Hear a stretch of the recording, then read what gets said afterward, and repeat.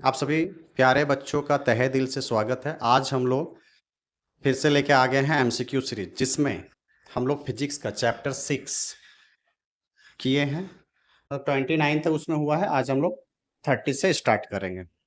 तो आशा करते हैं कि आपकी इस चैप्टर में समझ अच्छी बनी होगी और उसी समझ का यूज करते हुए हम सारे एमसीक्यू का ताबड़तोड़ और गर्दा उड़ाने वाले हैं। ठीक है, तो चलो आज का हमारा जो पहला सवाल है, देखो क्या है इसमें कि 100 प्रेरण वाले विद्युत परिपथ में विद्युत धारा तुरंत क्यों नहीं बढ़ता है। बोल रहा है कि 100 प्रेरण का मतलब क्या होता है?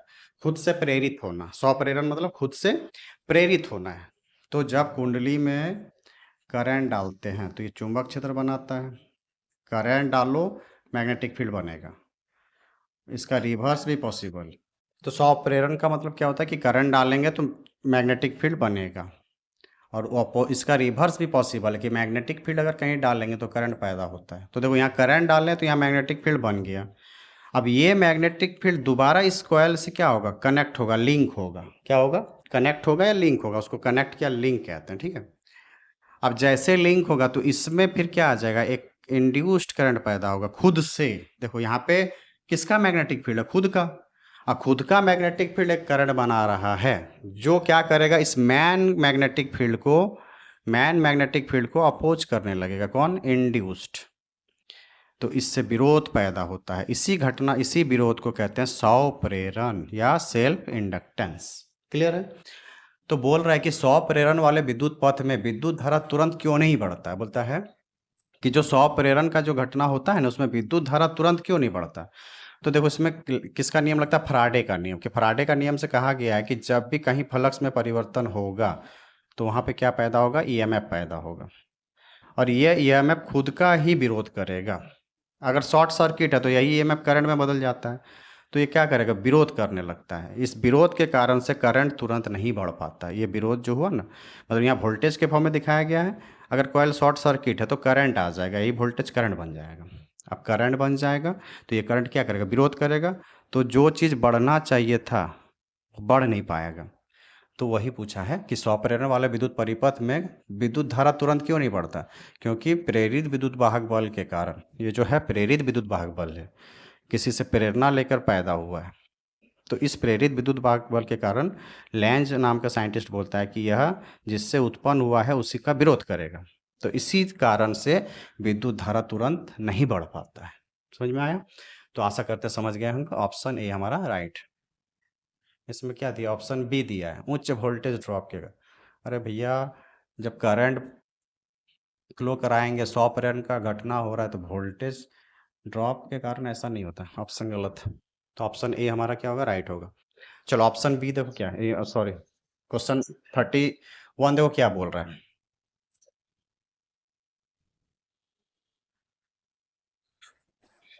तो बोल रहा है 31 कि जब 31 क्या बोल रहा है कि जब 60 वाट 200 वोल्ट 200 वोल्ट का 3 समान बल्ब 200 वोल्ट की आपूर्ति से श्रृंखला में जुड़ा हुआ है।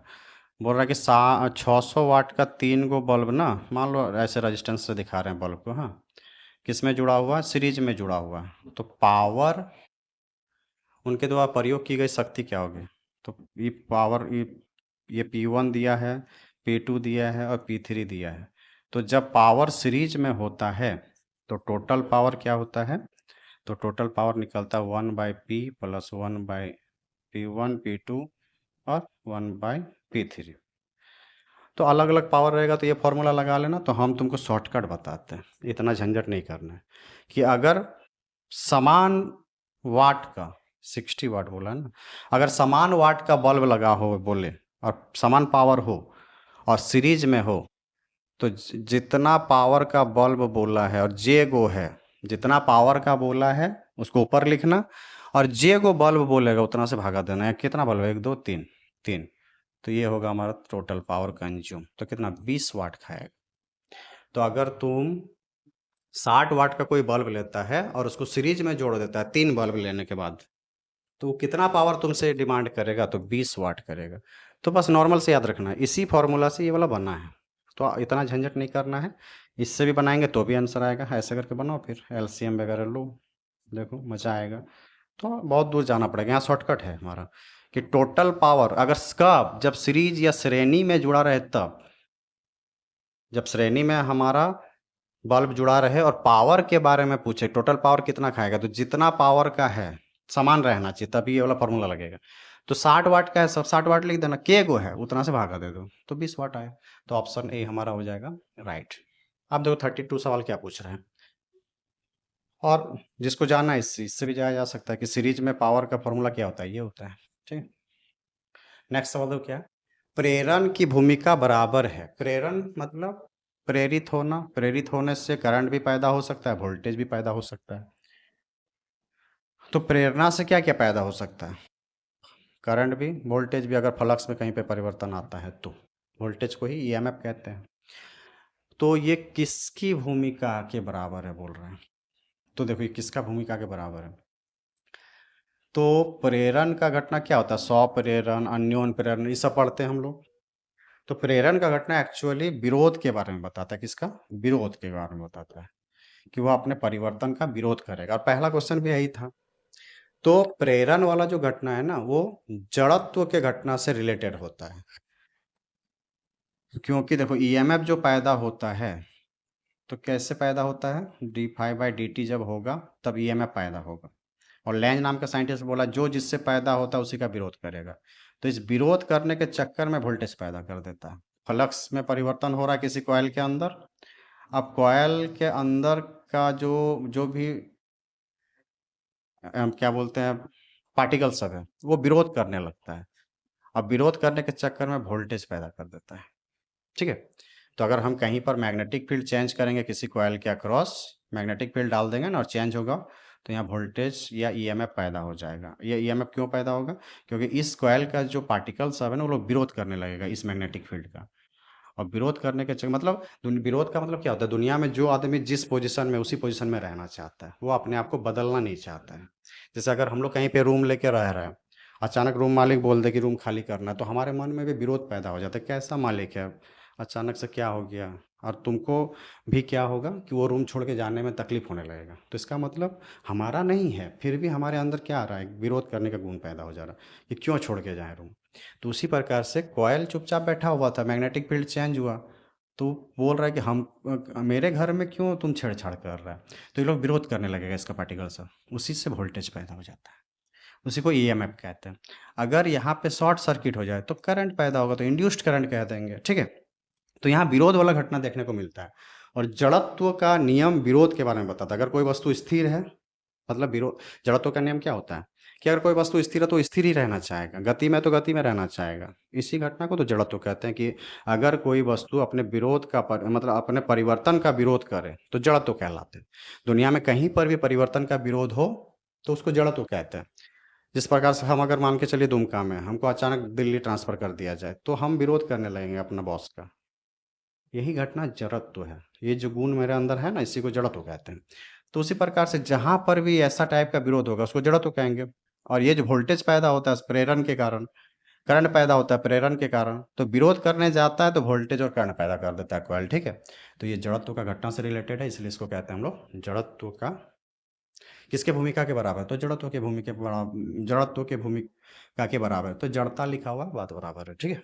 चलो नेक्स्ट सवाल दो क्या है। समान दिशा में समान मात्रा में विद्युत धारा प्रवाहित करने वाली दो, समान मात्रा में समान दिशा में, इधर भी और यहाँ पे भी ऐसे, तो यहाँ से जब पार होगा तो ऐसे दिखेगा। ठीक है। देखो समान दिशा में करंट प्रवाहित कर रहे हैं दो कुंडली में, समकक्ष आसपास रखा हुआ दो कुंडली में। ठीक है।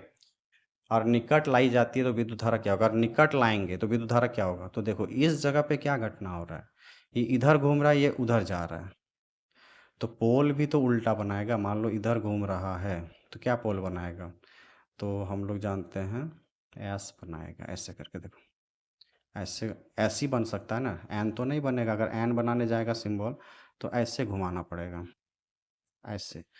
तो ऐसे तो नहीं घूम रहा, ऐसे घूम रहा है, तो एस का ही स्ट्रक्चर बन पा रहा है। लेकिन इसमें देखो क्या बन रहा है,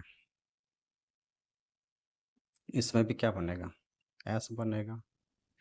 तो बताओ, ये हाँ, अब विद्युत धारा, तो अगर समान मात्रा में विद्युत धारा प्रवाहित करने वाली दो समान समकक्ष कुंडलियों P तक क्यों निकट लाई जाती है तो विद्युत धारा, तो ये लोग क्या करने लगा, मैग्नेटिक फील्ड अपोज होगा तो मैग्नेटिक फील्ड घटेगा, एस और एस अपोज करेगा तो मैग्नेटिक फील्ड का नाश होगा, मैग्नेटिक फील्ड का भाई नाश होगा तो करंट का भी नाश होगा, मैग्नेटिक फील्ड घटेगा तो करंट भी घटेगा, क्योंकि करंट ज़्यादा होगा तो मैग्नेटिक फील्ड भी ज़्यादा होता है, मैग्नेटिक फील्ड अगर कम होगा तो करंट भी कम होगा, या करंट कम होगा तो मैग्नेटिक फील्ड कम होगा, ऐसे बोल सकते हैं। तो क्या होगा, तो P और Q में बढ़ता है, P और Q दोनों में क्या होता है, घट जाता है क्या, धारा। तो ऑप्शन डी हो जाएगा हमारा राइट। क्लियर है। चलो नेक्स्ट देखो 34 नंबर सवाल क्या बोल रहे हैं। 34 नंबर सवाल बोल रहा है कॉपर और एल्युमिनियम से बनी दो समान कुंडलियों को, कॉपर से बना है एक एल्युमिनियम से बना है, एक समान चुंबक क्षेत्र में गति में से घुमाया जाता है तो एल्युमिनियम की कुंडली में प्रेरित धारा का मान होगा। कोई चुंबक क्षेत्र है, इसमें कॉइल को घुमा रहे हैं तो कॉइल क्या करेगा, कट होगा, ये कॉइल है तो मैग्नेटिक फील्ड को कट करेगा तो इसमें क्या होगा, धारा प्रवाहित होने लगेगा। क्लियर है। अब एक बना हुआ है मान लो एल्युमिनियम का, दूसरा कॉइल बना हुआ है कॉपर का, तो यहाँ पर भी तो करंट ही पैदा होगा। अब कॉपर का रेजिस्टेंस होता है कम और एल्युमिनियम का रेजिस्टेंस होता है ज़्यादा, तो भाई जिसका रेजिस्टेंस ज़्यादा होगा वो करंट कम प्रवाहित कराएगा, जिसका रेजिस्टेंस कम होगा करंट ज़्यादा फ्लो कराएगा अपने आप से।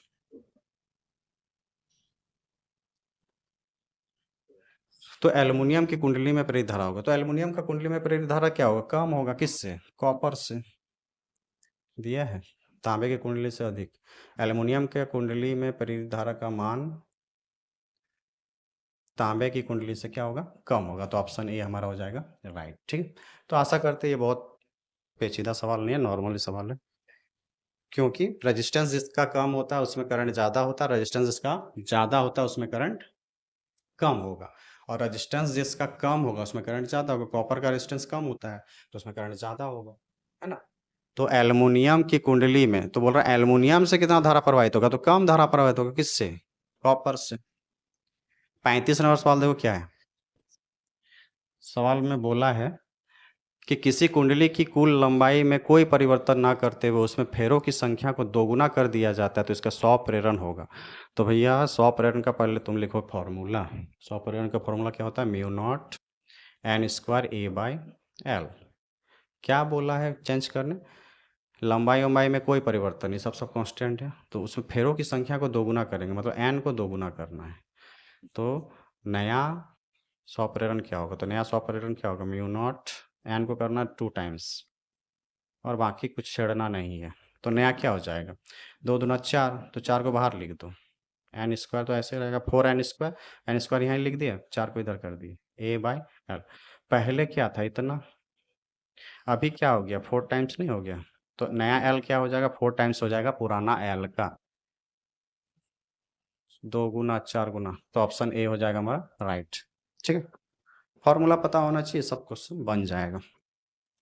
नेक्स्ट सवाल देखो क्या है कि दो कॉइल के बीच परस्पर प्रेरण, द्वितीय कॉइल में विद्युत धारा, क्या बोल रहे हैं, दो कॉइल के बीच पारस्परिक प्रेरण मतलब म्यूचुअल इंडक्टेंस, दो कॉइल है जिसमें म्यूचुअल इंडक्टेंस हो रहा है तो द्वितीय कॉइल में प्रेरित विद्युत वाहक बल के बराबर होगा यदि प्राथमिक कॉइल के माध्यम से विद्युत धारा, अच्छा, बोल रहा है कि दो कॉइल है, इसमें क्या हो रहा है, अन्योन प्रेरकत्व हो रहा है, मतलब पारस्परिक प्रेरण हो रहा है, म्यूचुअल इंडक्टेंस हो रहा है। ठीक है। ठीक है।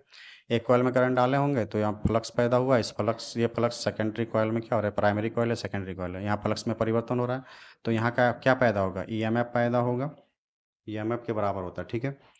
यदि प्राथमिक कॉइल के माध्यम से विद्युत धारा 1 एम्पियर पर स्थिर रखा जाए, स्थिर वाला में तो होगा नहीं, प्राथमिक कॉइल में करंट कैसा होना चाहिए, बदलाव वाला, स्थिर मतलब डीसी, बदलाव मतलब एसी, डीसी डालेंगे तो यहाँ तो फ्लक्स में परिवर्तन होबे नहीं करेगा, कांस्टेंट फ्लक्स आएगा, कांस्टेंट फ्लक्स कुछ भी पैदा नहीं करता है, परिवर्तित वाला फ्लक्स क्या पैदा करता है, ईएमएफ।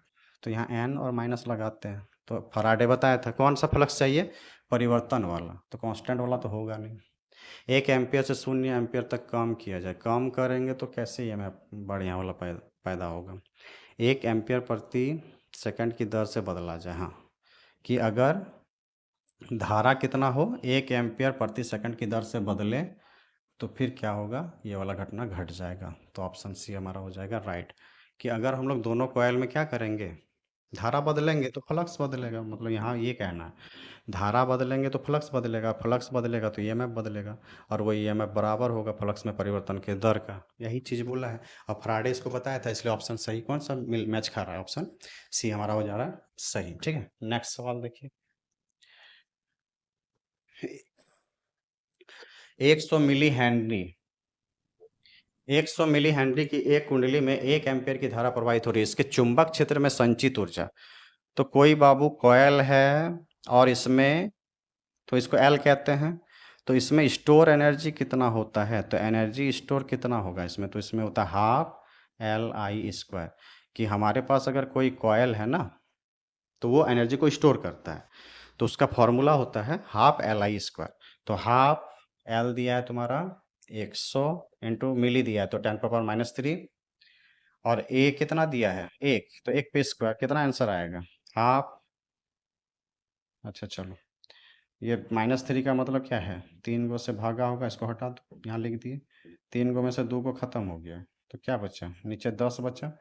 अब ऊपर, अब देखो क्या बचा है, ऊपर बचा खाली 1 और नीचे बचा 20, तो क्या हो जाएगा 0.0, 100 हो जाएगा, 20×5 100। अब एनर्जी है तो यूनिट होगा जूल, तो 0.05 जूल, ऑप्शन बी हो जाएगा हमारा राइट। 38 सवाल पहले तो खुद से करो, फिर हम जो बना देंगे उसको देखना, पहले ट्राई करो खुद से, ठीक है। चलो इसमें भी वही सेम काम करना है। अब देखो इसमें क्या है, 50 मिली हेनरी की कुंडली में 4 एम्पियर की धारा प्रवाहित हो रही है, तो कितना एनर्जी संग्रहित होगा, हाफ LI²। कितना बोला है 50 मिली हेनरी, मिली मतलब -3, और आई कितना है 4 एम्पियर, तो स्क्वायर 16 हो जाएगा। तो हाफ 50 इंटू, अच्छा 10⁻³ मतलब नीचे लाएंगे तो 1000 हो जाएगा, इंटू 4 4 16, 2 से काट दो 8 बार में, तो क्या बचेगा 8 पंचे 40, 400, और नीचे 1000, 2 जीरो खत्म, तो 4/10, तो 0.4 जूल। ऑप्शन कौन सा राइट हो जाएगा, पहले खुद से ट्राई करना फिर मेरा वाला देखना, ठीक है। चलो तो ऑप्शन ए हमारा हो जाएगा राइट। नेक्स्ट सवाल देखो क्या है, 39 नंबर सवाल पूछ रहा है कि दिए गए चित्र में सीधे तार से ए से बी की ओर धारा के परिणाम में वृद्धि हो रही है, लूप में प्रेरित धारा की दिशा है, बोल रहा है ए से बी तक करंट बाबू जा रहा है, तो यहाँ लूप है, इसमें धारा कैसे प्रवाहित होगा, तो जैसे बोले थे करंट अगर इधर जा रहा है ना, तो करंट किधर जा रहा है, इधर जा रहा है, तो धारा, ये धारा की दिशा है, लूप में प्रेरित, अच्छा करंट ऐसे जा रहा है तो फ्लक्स पैदा होगा, फ्लक्स पैदा होगा, और वहाँ पे अगर कुंडली रख दे तो उस कुंडली में क्या होगा, फ्लक्स कट होगा, जैसे यहाँ से जैसे पार होगा ना, तो इस कॉयल में क्या होगा, ये कॉयल है, तो फ्लक्स में परिवर्तन होगा, यहाँ पे फ्लक्स ऐसे पैदा होगा, तो फ्लक्स काटेगा इस कॉयल को, तो इस कॉयल को जब फ्लक्स काटेगा तो इस कॉयल में करंट आ जाएगा, तो वो करंट किस दिशा में होगा, तो देखो फ्लक्स किस दिशा में जा रहा है, तो ऐसे करंट है, तो फ्लक्स ऐसे आएगा, तो ऐसे घूमेगा, मतलब ऐसे, तो क्लॉकवाइज घूम रहा है, क्लॉकवाइज घूम रहा है, तो देखो ध्यान से देखना, जब तक ये थंब रूल नहीं आएगा नहीं बना सकते, देखो ऐसे करंट ऐसे, तो फ्लक्स ऐसे, हाँ, तो फ्लक्स ऐसे जा रहा है, ऐसे ऐसे घूम रहा है, ऐसे, तो हमने थोड़ा सा हाथ को ऐसे ही घुमा रहे हैं, हाँ देखो, तो ऐसे घड़ी का दिशा में नहीं घूम रहा है, घड़ी का दिशा में क्या कहते हैं, क्लॉकवाइज कहते हैं, तो इसी को कहते हैं क्लॉक वाइज। अब देखो हम खड़ा हो गए, तो कैसे घूम रहा है, ऐसे आ रहा है, फिर ऐसे जा रहा है, फिर ऐसे घूम रहा है, मतलब ऐसे घूम रहा है, ऐसे बायां से कहाँ जा रहा है, दायां में, दायां मतलब दक्षिणा, मतलब बायां हाथ से दायां हाथ की ओर घूमने का कोशिश कर, इधर बायां हाथ है, इधर दायां हाथ है, तो बायां से दायां हाथ घूमने का कोशिश कर, तो दायां हाथ, तो दायां मतलब दक्षिणावर्त, तो दक्षिणावर्त आंसर हो जाएगा। और क्लॉकवाइज, तो क्लॉकवाइज मतलब ही होता है दक्षिणावर्त, तो ऑप्शन ए हमारा हो जाएगा राइट। तो आशा करते हैं कि आपको पूरी तरीके से समझ में आया होगा। आज 39 तक ही रखते हैं, क्या कि वीडियो लॉन्ग हो जाएगा नहीं तो। फिर इसके बाद 10 क्वेश्चन 40 शायद कितना है इसमें 45 तक या 47 है, ठीक है 47, हाँ तो 47 तक है, तो और लगभग 7 और 8 क्वेश्चन और बचा, तो एक छोटा सा और क्लिप बना देंगे जिसमें 8 क्वेश्चन आपको डिटेल में बताएंगे। तो आशा करते हैं कि अभी तक आपको जो बताएं वो बिल्कुल प्रॉपर तरीके से आपको समझ में आया होगा, और कुछ भी डाउट है तो आप कमेंट कर सकते हैं, अदरवाइज क्लास में आके भी पूछ सकते हैं। तो अभी के लिए धन्यवाद, मिलते हैं फिर नेक्स्ट वीडियो में, अभी के लिए बाय बाय, टेक केयर, अपना ध्यान रखें और अच्छे से पढ़ाई करें। Thank you.